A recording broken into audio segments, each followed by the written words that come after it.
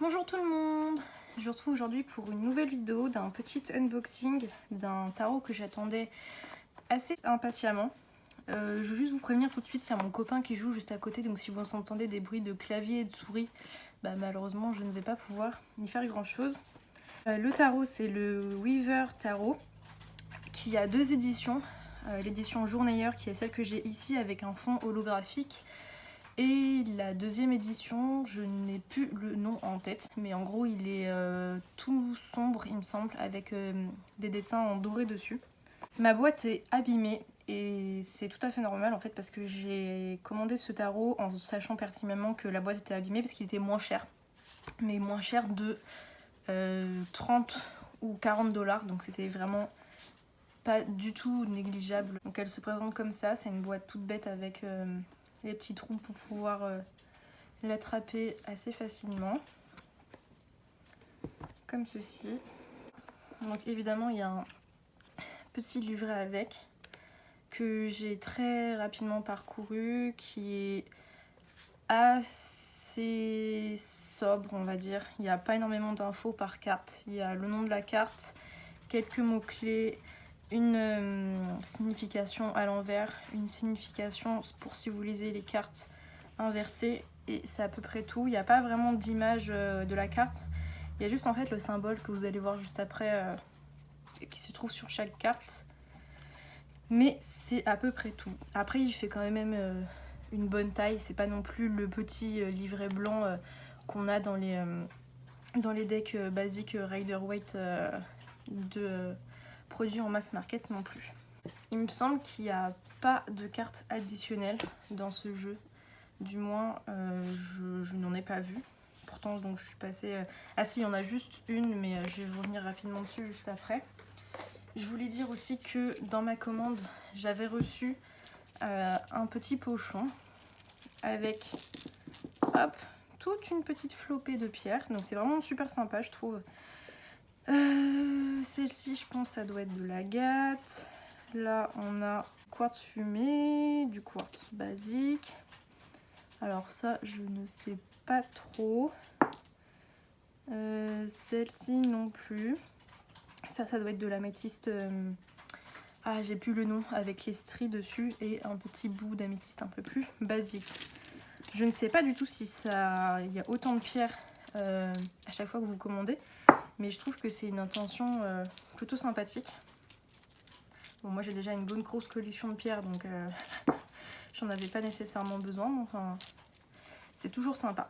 Et il y avait aussi hop, une carte comme ça, qui est avec en fait par rapport à l'autre jeu que j'avais reçu avec.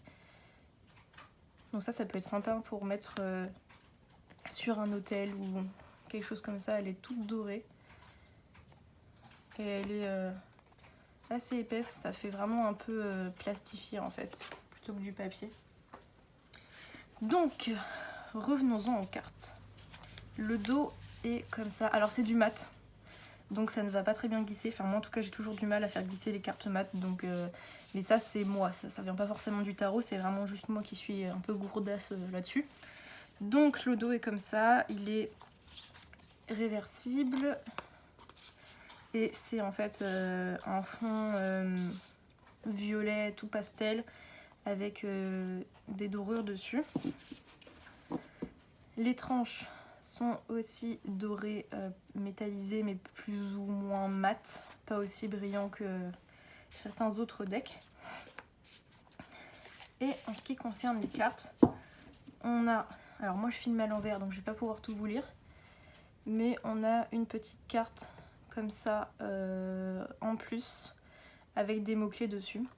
Alors j'espère que ça va pas trop vous éblouir parce qu'en fait l'intérêt de ce deck est qu'il est complètement holographique. Donc j'espère que ça ira. Ah, il est aussi donc gender neutre, donc il n'y a pas de sexe en fait dedans. Tous les noms du genre la grande prêtresse, le pape, non pas le pape, plutôt l'empereur, l'impératrice, roi, reine, tout ça a été remplacé par des mots qui sont donc plus neutres. Alors, donc le deck. Vous allez voir hein, de toute façon, donc je vais passer toutes les cartes en revue et elles sont toutes holographiques comme ça. Et c'est un genre de lot que j'aime bien parce qu'il est plus doux, je trouve, en fait, pour les yeux. J'avais un autre deck que j'avais commandé sur AliExpress qui était un peu à chier, pour le dire sobrement, et qui défonce complètement les yeux. Là, honnêtement, ça va. Donc le magicien qui devient The Maggie. La grande prêtresse qui devient le haut sage. C'est un peu compliqué à traduire évidemment en français parce que nous, tous nos noms sont genrés, alors qu'en anglais, pas du tout.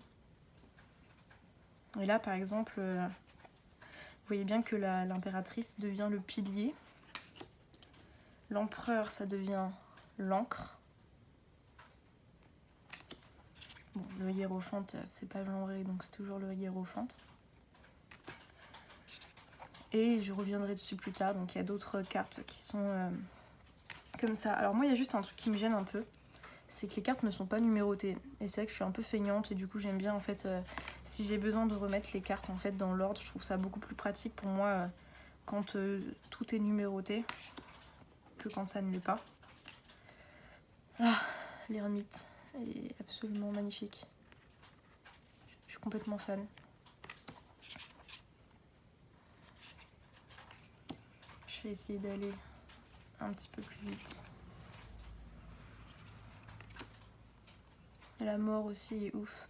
Ah, j'ai oublié de vous montrer dans la boîte. Donc ça c'est le fond de la boîte. Donc à l'intérieur il y a la mort, le dessin de la mort qui est repris. Et dans le couvercle, le dessus du couvercle, donc il y a une phrase. Attendez que je la lise. Donc la magie est pour vous. Voilà. Je suis désolée si j'ai l'air un peu plus hésitante que d'habitude par rapport à où placer mes mains et la caméra. Mais c'est la première fois que je filme avec la caméra en fait en face de moi. D'habitude elle est vers moi. Mais je me suis rendu compte que c'était pas du tout pratique. Je me prenais souvent les pieds en fait dans le trépied. Donc je pense que ce sera plus agréable pour vous quand ce soit dans ce sens là. Ah oui, c'est vrai qu'il y a quelques cartes, vu que c'est du mat, qui sont des fois collées ensemble. Pourtant je les ai déjà passées en review moi tout à l'heure, donc c'était censé y avoir tout été décollé. J'espère que je vais pas en oublier.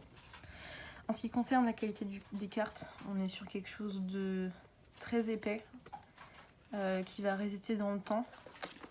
Pour la taille, laissez-moi attraper un jeu en comparaison. Donc ça c'est la version française de l'histoire de sorcière. Donc les cartes sont très légèrement plus grandes, ce qui ne me dérange pas trop. Moi j'aime bien et les petites cartes et les grandes cartes, donc voilà, je préfère le préciser parce que je sais qu'il y a des gens qui n'aiment pas les cartes qui vont être trop grandes. Mais moi je trouve ça bien aussi d'avoir des... En plus, ce que j'aime bien là, c'est qu'il n'y a pas de bordure, donc ça permet vraiment de rentrer dans l'image. Et vous l'aurez peut-être remarqué, mais il n'y a pas non plus de visage sur ce deck, c'est que des symboles. Il suit quand même une certaine logique du Rider-Waite, mais je le classerais quand même presque dans un pipe deck, donc c'est-à-dire avec les mineurs qui ne sont pas entièrement illustrés d'une scène. Mais je pense que il doit quand même pas être si compliqué que ça de travailler avec. Donc là on était dans les bâtons et on va arriver aux cartes de cours. Et donc ce que je vous disais, donc là le page est remplacé par le seeker, donc le chercheur on va dire en français. Le chevalier est remplacé par le conquérant. J'espère que vous voyez bien à la caméra parce que c'est un peu compliqué à montrer. La reine est remplacée par le souverain. Et le roi est remplacé par, oui, le ruler, donc le dirigeant si vous voulez. Et on passe aux coupes.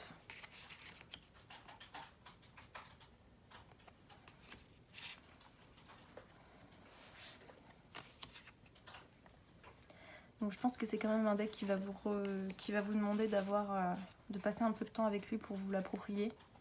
Si vous avez des yeux sensibles, je suis vraiment désolée, je suis pas sûre que ce deck soit fait pour vous. Parce qu'il reflète vraiment beaucoup la lumière. Et ce que j'apprécie, c'est que c'est pas un fond qui est uniquement holographique, c'est-à-dire qu'il y a quand même un fond de couleur avec en fait une couche holographique par-dessus. Ce qui permet d'avoir des nuances en fait d'une carte à l'autre. Parce qu'il y a des decks des fois où il y a un fond soit blanc soit noir avec que de l'holographique par-dessus mais pas de couleur. Et c'est un peu plus terne je trouve. Alors que là c'est... Alors attendez que je regarde dans mon sens. Là par exemple en fond, je sais pas si vous pourrez bien le voir mais là il y a une lune. Derrière tout là il y a des montagnes etc. Et ça rajoute quand même une dimension que simplement d'avoir un fond uni avec de l'holographique. Là c'est quand même plus sympa. Ah, je trouve cette reine de coupe magnifique. Enfin cette reine, cette souveraine. Bon en français ça redevient à peu près au même parce qu'on est obligé de genrer de toute façon. Donc, et on reprend avec les épées. Alors voilà à quoi ressemble le 3 d'épée, parce que je sais qu'il y a beaucoup de gens qui se basent aussi beaucoup sur cette carte. Elle est beaucoup plus sombre que ses voisines. Je pense que c'est fait exprès. De toute façon, comme je vous l'ai dit, vu que les fonds sont colorés, toutes les cartes n'ont pas la même, les mêmes couleurs.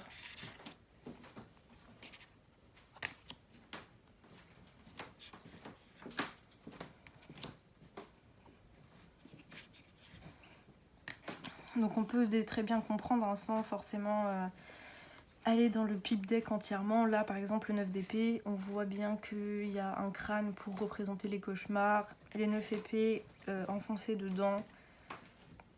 Donc je sais pas si je le recommanderais pour autant à des débutants, mais voilà, je pense pas que ce soit non plus le deck le plus compliqué que j'ai de ma collection quoi. Après forcément par contre c'est un esthétisme qui est un peu particulier, qui ne plaira pas forcément à tout le monde. Je parle pas forcément non plus que de l'holographique, hein. Je parle vraiment du côté très minimaliste des dessins. Le fait qu'il n'y ait pas de scène, qu'il n'y ait pas de personnage.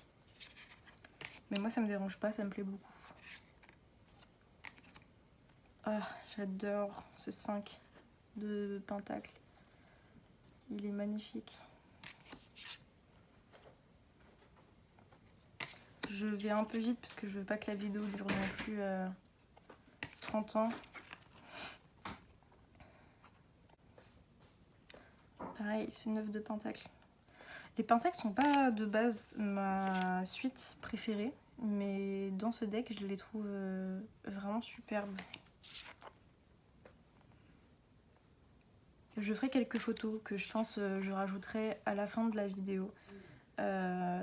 Peut-être que, parce que je n'ai pas bien de retour caméra devant moi.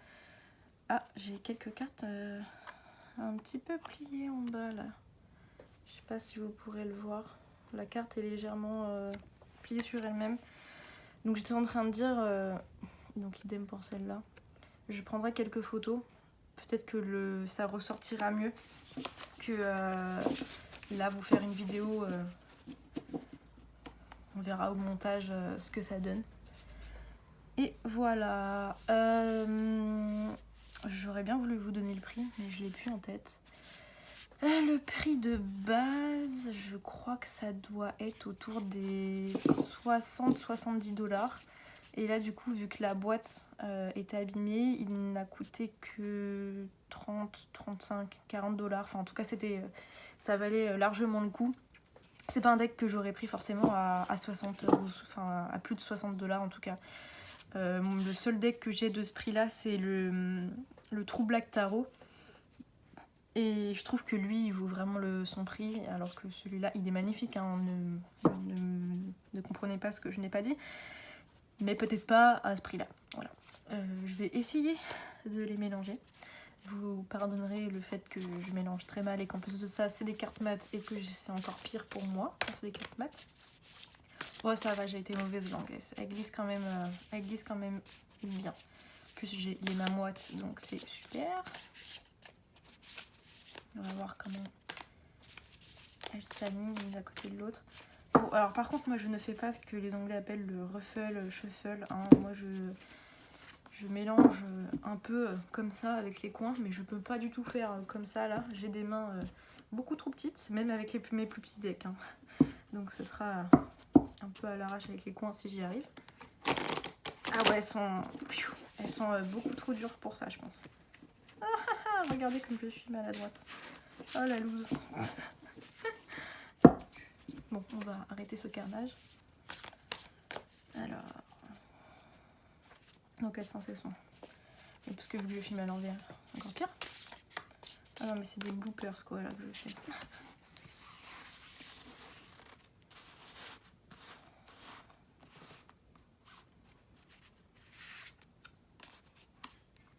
Ouais, en tout cas c'est vraiment un deck avec un très bel esthétisme. Si vous êtes comme moi, vous aimez beaucoup tout ce qui brille, l'holographique, etc. Ce deck ne pourra que vous plaire, je pense. Regardez comme c'est beau. Voilà, donc je pense qu'on va arrêter le massacre, hein, là c'était amplement suffisant. Je vais sûrement filmer une autre vidéo, peut-être un peu plus tard, pour l'oracle que j'ai reçu de la même boutique, qui est celui-ci, le Trade of Fates, que j'avais déjà... Attendez une seconde. Il est là.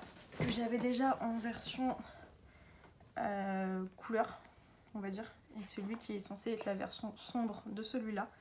Donc je vais vous filmer une petite comparaison là juste après. Et je vous dis à bientôt tout le monde. Au revoir.